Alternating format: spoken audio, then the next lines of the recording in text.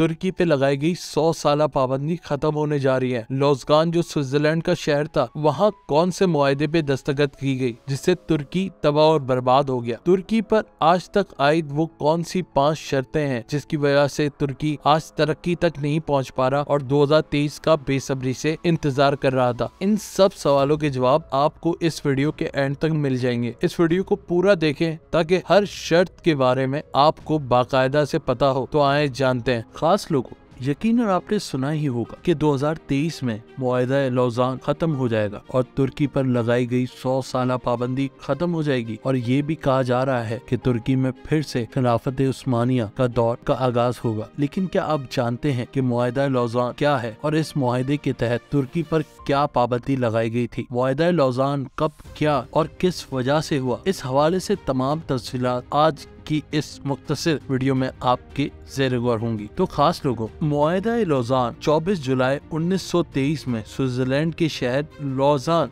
में पहली जंग अजीम के इत्तेहादों और तुर्की के लोगों के दरमियान तय पाया। चुनाचा ये मुआहदा लौज़ान शहर में हुआ तो इसी वजह से इसे मुआहदा लौज़ान कहा जाता है। जैसे कि माजी पर नजर डालें तो जंगों और मुआहदों के नाम उनके मुकामी जगह के नाम से मंसूब किए गए। जैसे कि मिसाल के तौर पर जंग बदर के मुकाम पर लड़ी गई और सालेह हुदैबिया के मुकाम पर। खास लोगों, आपको ये जानकर बात ताज्जुब होगा कि मुआहदा लौज़ान वो मुआहदा है जिसके तहत जमहूरियत तुर्की को आलमी सतह पर बतौर आज़ाद रियासत तस्लीम किया गया। बुनियादी तौर पर यह मुआहदा तुर्की और फ्रांस के दरमियान तय पाया, पर एक तरफ तुर्की और दूसरी तरफ सल्तनत बरतानिया, जिसे ब्रिटिश एम्पायर के नाम से जाना जाता था, जिसमें फ्रांस, इटली, जापान, यूनान और रोमानिया शामिल थे। मगर मुआहदा लौज़ान फ्रांसीसी जुबान में लिखा गया और फ्रांस की ही ज़ेरे निगरानी हुआ। खास लोगों, ये खिलाफत उस्मानिया के इख्तिताम के बाद पहला मुआहदा था जो किसी दूसरी जुबान में लिखा गया। चुनाचा इससे पहले यूरोप या किसी भी रियासत से होने वाले मुआहदे तुर्की जुबान में थे। खास लोगों, मुस्तफा कमाल अतातुर्क ने खिलाफत उस्मानिया का खात्मा किया और तुर्क फौज की जानिब से यूनानी फौज को अंतोलिया से बाहर निकालने के बाद जमहूरियत तुर्किया ने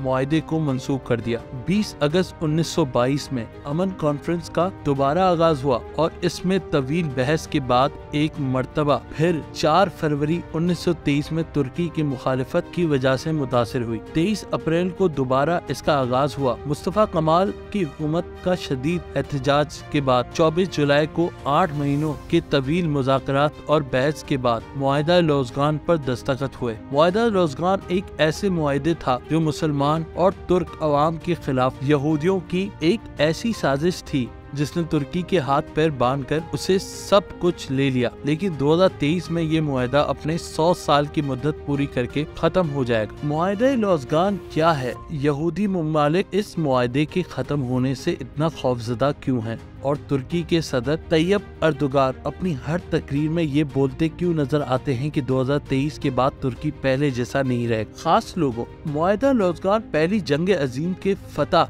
मुल्कों के दरमियान तय पाया। उस वक्त सूरत-ए-हाल ये थी कि फतह कुव्वतें तुर्की के बड़े हिस्से पर अपना कब्जा बिठा चुकी थी और उन कुव्वतों में बरतानिया ने वो शराइत मुनद्दिद किए जो लौज़ान में शामिल करवाई, जिसके जरिए तुर्की के हाथ पांव जकड़ दिए गए और तुर्की को 100 साल तक इस मुआहदे की पाबंदी लाजमी करनी थी। पहली शराइत थी कि तुर्की से खिलाफत उस्मानिया का निज़ाम खत्म और सुल्तान और उसके खानदान को जिला वतन कर दिया गया। जबकि दूसरी शराइत में सुल्तान और खलीफत उस्मानिया का तमाम कीमती सामान अपने कब्जे में ले लिया था। और तीसरी शर्त में तुर्की को सेक्युलर रियासत करार देकर दीन इस्लाम और खिलाफत उस्मानिया से जुड़ी तमाम रिवायात और ताल्लुक को खत्म कर दिया गया और यहाँ तक कि तुर्की में अरबी जबान के बोलने और अरबी में आजान देने पर मुकम्मल पाबंदी आयद कर दी गई। चौथी शर्त जिसने तुर्की को माली नुकसान पहुंचाया वो थी कि तुर्की ने अपने जमीन पर और ना कहीं और पेट्रोल निकाल सकता है बल्कि दूसरे ममालिक से खरीदने का पाबंद होगा। तुर्की में मौजूद समंदर आलमी समंदर करार दिया गया जिसके जरिए वहाँ से गुजरने वाले किसी भी जहाज से तुर्की टैक्स वसूल नहीं कर सकता। खास लोगों, ये वो समंदर है जो तिजारत के लिए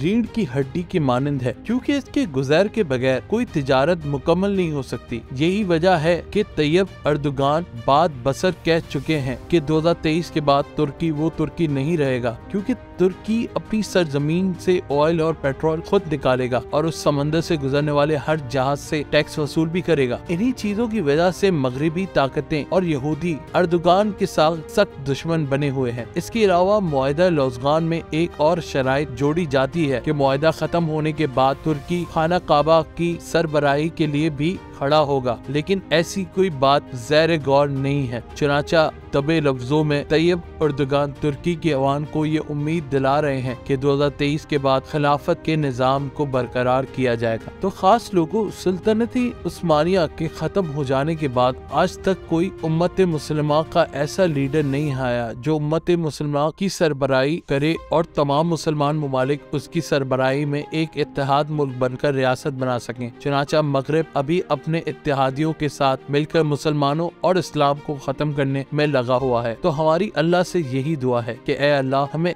ऐसे सरबरा नसीब फरमा जो तमाम मुसलमान ममालिक को इकट्ठा करके कलमा तैयबा के एक परचम के नीचे ला सके।